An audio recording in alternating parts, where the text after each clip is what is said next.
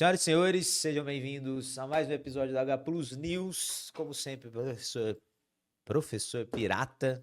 Estou aqui. Deu uma enrolada aqui. Deu uma enrolada. Como o tema hoje envolve algo polêmico, a gente dá uma gaguejada vez ou outra, né? Ah, é? Porque nós vamos falar a respeito de drogas, né? Nós vamos falar a respeito de produtos que são considerados aí, não as drogas listas, mas os produtos aí que têm alguma propriedade Ilícita. ilícita, né? E que causa algum tipo de alteração comportamental, algum tipo de alteração no funcionamento neural. Então aí, ao longo da história da humanidade, você teve aí vários desses produtos de origem orgânica, mineral, artificial, dos mais variados tipos. Sim. Só que nós não vamos falar aqui de legalização dessa ou daquela droga. Nós vamos falar de um caso contemporâneo brasileiro que foi debatido, né, pelo STF, pelo Supremo Tribunal Federal, que é a questão da descriminalização da maconha para o usuário. Nossa, Né? isso Então, realmente bombou não, nos sites e redes sociais. e o que se teve de desinformação também, de interpretações, de afirmações equivocadas também não está escrito, né? Então, olha só, site Agência Brasil entenda a decisão do STF sobre a descriminalização do porte de maconha. Então, isso a gente está falando do porte. O usuário porta esse entorpecente, que é a maconha, cannabis. Então, o STF vai entender que até 40 gramas deste determinado produto que o usuário está ali utilizando, portando, ele não pode entrar numa vara criminal de julgamento, ele não pode entrar numa esfera processual criminal. Ele não está cometendo um crime. Não está cometendo um crime, você pode ter ações administrativas, mas que não entra, portanto, numa questão que possa gerar encarceramento ou alguma penalidade, né? Uma ficha criminal desse indivíduo. Isso não significa que a maconha Qual a ela diferença da legalização? A legalização estabeleceria que o comércio é permitido Ah, tá. e que nós teríamos uma regularização, até mesmo, quem sabe, um controle de Tipo uma Estados agência Unidos. como a Anvisa em alguns estados, né? Porque isso não é generalizado, né? Como, por exemplo, a Califórnia, né? Lá é legalizado. Na Califórnia, né? Então você tem a questão federativa que permite cada estado decidir sobre se determinado entorpecente, isso vai para qualquer coisa, determinado medicamento, prática, ele pode ser comercializado e consumido, né? E aí se estabelece, existe algum padrão, limite, qualidade, controle. Sei lá, no Brasil seria a Anvisa que seria responsável por estabelecer os critérios, né? Isso seria uma legalização, não é o caso. Perfeito. Não é o caso. Né? E isso é importante. Então, se ocorrer alguma venda, alguém estiver portando, né, para estabelecer alguma relação comercial, isso é uma prática criminosa. Aí é crime. Exatamente.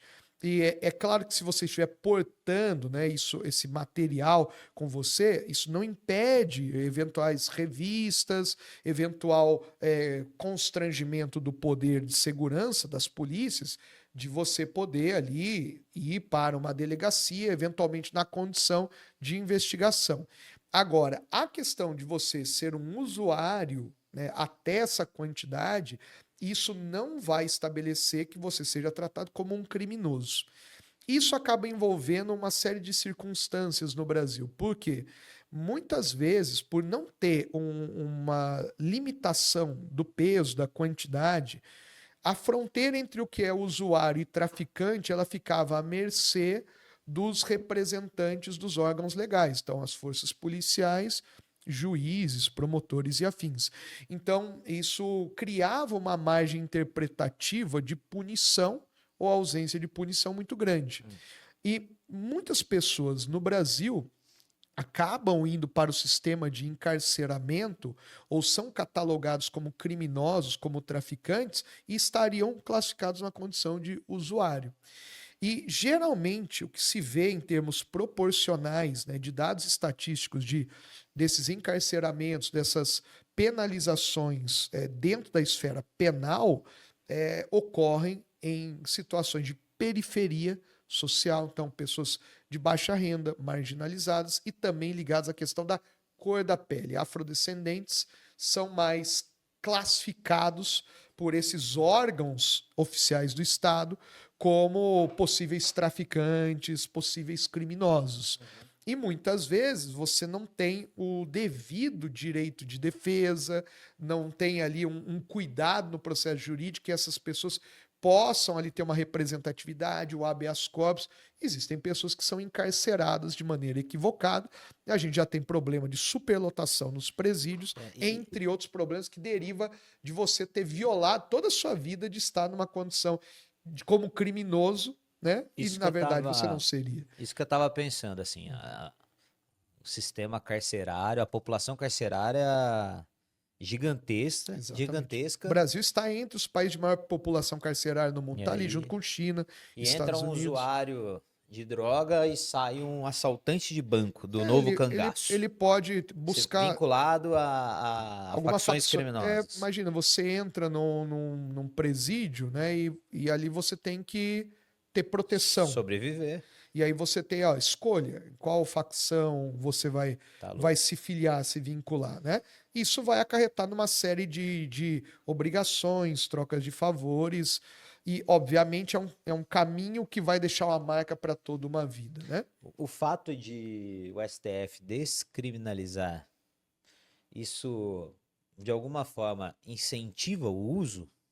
Esse é um debate que você vai encontrar especialistas. pensando aqui. Não, você vai encontrar especialistas que vão estar dos dois lados dessa trincheira, né? Dessa querela, desse cenário de debate, né? Porque nós costumamos, o Brasil tem uma tradição social de uma mentalidade muito mais conservadora e avessa a certas agendas, como, por exemplo, a questão aí de descriminalização e, eventualmente, legalização do uso de drogas, né? Ou só dessa droga, não falando de outras, né? Então, esse tipo de condição da sociedade brasileira levanta especialistas e agentes sociais, lideranças dos dois lados, que vão falar: olha, isso não acarreta em aumento, não, isso acarreta no aumento. No primeiro momento, é bem provável que você tenha, num processo de descriminalização, poderia ter uma maior, vamos dizer, flexibilidade de pessoas que vão ter acesso, sem o medo de ser punidos. Mas pense, o histórico brasileiro é um histórico bem punitivista, né? E o fato de que essa decisão foi tomada recentemente não acarreta já imediatamente numa mudança de mentalidade e tratamento desses órgãos responsáveis, né? E nós não temos ainda dados empíricos daqui para frente se ocorreu já esse aumento dessa procura. Perfeito. Então é preciso cautela, levantamento de dados para que a gente possa estabelecer esse tipo de relação. E a ideia de se descriminalizar a maconha, por exemplo, se você estiver portando uma outra droga ilícita, isso é crime. Exatamente, porque a gente está falando dessa em específico, dentro da margem das 40 gramas. E veja, se é o usuário. Então, se você estiver numa condição ali de fazer uma venda dessa quantidade, isso pode acarretar, então, uma interpretação de que é uma situação diferente. É tráfico de drogas. Exatamente. Então, essa é uma tentativa, né? E veja, é um processo lento e gradual da sociedade brasileira de tentar, desde a esfera de superlotação dos presídios, até mesmo uma tradição racista estrutural de penalização dos afrodescendentes e também dos grupos sociais mais excluídos. Opa. E pensar em drogas, assim, você olha para o passado, lança perfume. Sim, exatamente. Meus pais, por exemplo, iam nos bailes de carnaval, onde se lançava lança-perfume pelo salão. E, tipo, era uma prática que muitos grupos sociais não viam, normalizavam. Isso. E é algo que se tornou chocante a interpretação da sociedade contemporânea. Perfeito. A sociedade, então, ela pode criar novas categorias de compreensão de ilicitude. Cigarro, por exemplo, poxa, quando eu era jovem, tinham muito mais fumantes do que tem atualmente.